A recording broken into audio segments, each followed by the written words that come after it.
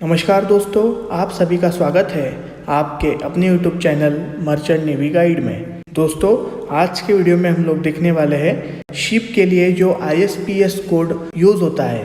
ISPS मतलब international ship and port facility security code के बारे में। तो चलिए दोस्तों, हमारे वीडियो की शुरुआत करते हैं। तो सबसे पहले देखते हैं दोस्तों कि ये जो ISPS कोड है यानी कि international ship and port facility security code है, इसको लाने की ज़रूरत क्यों पड़ी। तो ये कोड आया दोस्तों क्योंकि 9/11 का जो अटैक हुआ अमेरिका पे, अमेरिका के ट्विन टावर्स जो थे, ओसामा बिन लादेन ने 9/11 में जिन पे अटैक किया था, उन टावर्स के इंसिडेंट्स के बाद में IMO को लगा कि शिप और पोर्ट फैसिलिटी में सिक्योरिटी के लिए हमें कुछ करना चाहिए। इसके लिए ISPS कोड आया दोस्तों। और ये ISPS कोड जो है ये इन्फोर्स हुआ 1 जुलाई 2004 को। अब इस ISPS कोड को फॉलो करना किन किन शिप्स के लिए मैंडेटरी है, तो ये उन सभी शिपों के लिए मैंडेटरी है दोस्तों ISPS कोड को फॉलो करना जो कि इंटरनेशनल वॉयज करते हैं। जो पैसेंजर शिप्स है जो कि इंटरनेशनल वॉयज करते हैं उनके लिए भी मैंडेटरी है, और जो कार्गो शिप्स है 500 GRT यानी 500 ग्रॉस टनेज के ऊपर के और जो भी इंटरनेशनल वॉयज करते हैं उन सभी के लिए ISPS कोड मैंडेटरी है दोस्तों। अब जैसे कि आप सभी को पता है दोस्तों कि कार्गो शिप्स जो होती है ये सिक्योरिटी थ्रेट्स के लिए वल्नरेबल होती है दोस्तों। और इसमें सिक्योरिटी थ्रेट कौन कौन से होते हैं? पायरेसी का थ्रेट होता है, टेररिस्ट अटैक का थ्रेट होता है, स्टोवेज का थ्रेट होता है। स्टोवेज मतलब अगर आपका शिप है कोई दूसरी कंट्री में जा रहा है, वहाँ से जो भी उस कंट्री के जो नेशनलिस्ट रहेंगे वो आपके शिप पे चढ़ के छुप के रह सकते हैं और किसी और कंट्री में जहाज से निकल के वहाँ पे चले जाएंगे दोस्तों, तो उनको स्टोवेज बोलते हैं। और उनका मकसद जो रहता है कि अपने कंट्री से बाहर जाना, दूसरी कंट्री में जाना और वहाँ जाके सेटल होना। तो ये स्टोवे भी एक सिक्योरिटी थ्रेट है दोस्तों। तो ये सब कार्गो शिप जो है ये वल्नरेबल क्यों है? क्योंकि इन कार्गो शिप पे कोई अटैक होता है तो इस अटैक को डिफेंड करने के लिए कार्गो शिप्स के पास में कोई वेपन नहीं होता है दोस्तों, इसलिए कार्गो शिप जो है ये सिक्योरिटी थ्रेट्स के लिए वल्नरेबल है। अब ये जो कोड है दोस्तों ISPS कोड जो है दोस्तों, मतलब कि international ship and port facility security code जो है दोस्तों, ये किस चीज़ के बारे में बताता है? तो ये कोड जो है दोस्तों ये मिनिमम सिक्योरिटी अरेंजमेंट्स के बारे में बताता है जो कि किसी शिप को, पोर्ट फैसिलिटी को या फिर गवर्नमेंट एजेंसी को करनी चाहिए। मतलब मिनिमम अरेंजमेंट्स बताता है। उससे ज़्यादा अगर आप सिक्योरिटी रखते हो तो अच्छी बात है, लेकिन मिनिमम स्टैंडर्ड इस कोड में जो दिए हुए हैं उनको कंप्लाई करना ही पड़ेगा दोस्तों। अब इस कोड में ये जो सिक्योरिटी अरेंजमेंट्स बताए हुए हैं इसमें क्या बताया हुआ है कि अगर जैसे कि कोई सिक्योरिटी थ्रेट है तो उस सिक्योरिटी थ्रेट में शिप स्टाफ का ड्यूटी क्या होना चाहिए, शिपिंग कंपनी का ड्यूटी क्या होना चाहिए, पोर्ट फैसिलिटी का ड्यूटी क्या होना चाहिए, इनके बारे में दोस्तों इस ISPS कोड में दिया हुआ है। अब देखते हैं दोस्तों कि ISPS कोड की रिक्वायरमेंट्स क्या क्या है। अब जो सबसे पहला रिक्वायरमेंट है दोस्तों ISPS कोड का कि कंपनी के पास में कंपनी सिक्योरिटी ऑफिसर चाहिए और शिप के लिए एक शिप सिक्योरिटी ऑफिसर चाहिए। कंपनी सिक्योरिटी ऑफिसर यानी कि CSO और शिप सिक्योरिटी ऑफिसर यानी कि SSO।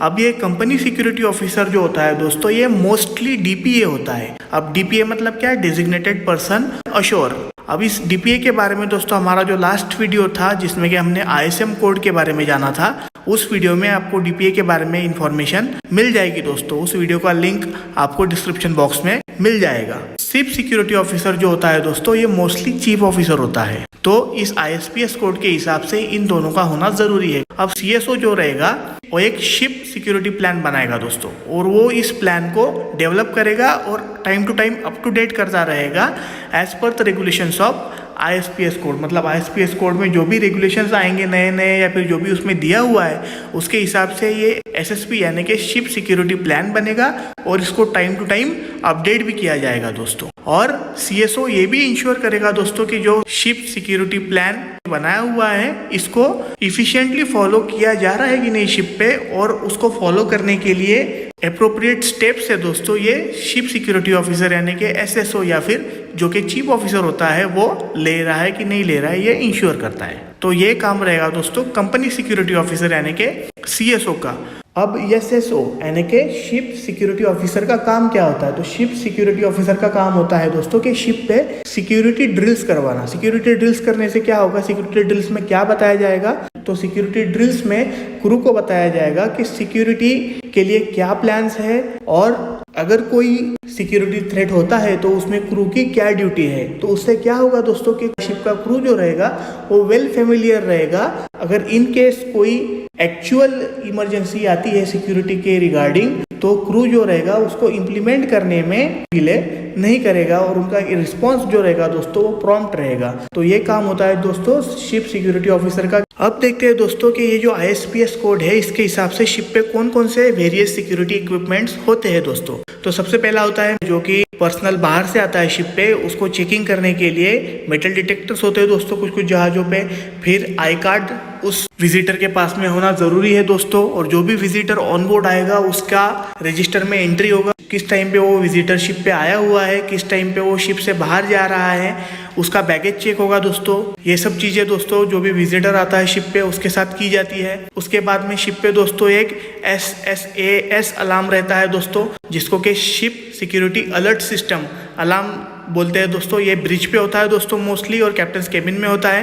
इससे क्या होता है कि अगर शिप को अगर कोई लगता है कि कोई सिक्योरिटी थ्रेट अपने साथ में होने वाला है या फिर सिक्योरिटी इंसिडेंट अपने साथ में होने वाला है तो वो इस बटन को प्रेस करेंगे। तो उससे क्या होगा कि इसका जो इंडिकेशन होता है दोस्तों, ये जो DPA जो रहता है जो शोर पे बैठा हुआ रहता है उनको पता लग जाता है कि शिप के साथ में कोई प्रॉब्लम हुआ है और वो आपके लिए जो असिस्टेंस है दोस्तों इमरजेंसी में वो अरेंज कर सकते हैं। अब जानते हैं दोस्तों कि ISPS कोड में कितने सिक्योरिटी लेवल्स होते हैं। तो ISPS कोड में दोस्तों 3 तरह के सिक्योरिटी लेवल्स होते हैं। पहला है मार्सेक लेवल 1 मतलब के मरीन सिक्योरिटी लेवल 1।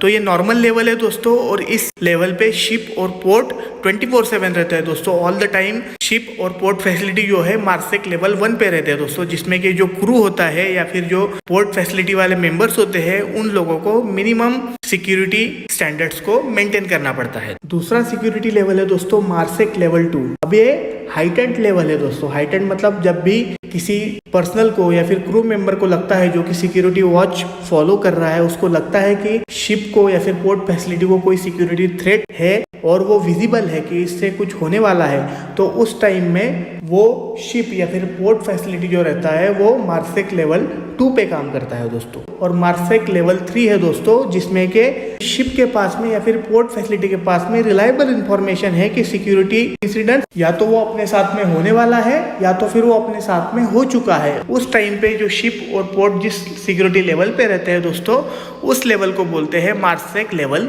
3। अब ये जो सिक्योरिटी लेवल्स है दोस्तों ISPS कोड के हिसाब से ये शिप के साथ में और पोर्ट के साथ में जो है ये टाइम टू टाइम चेंज होते रहेंगे दोस्तों। और ये किस पे डिपेंड करता है, कैसे चेंज होंगे?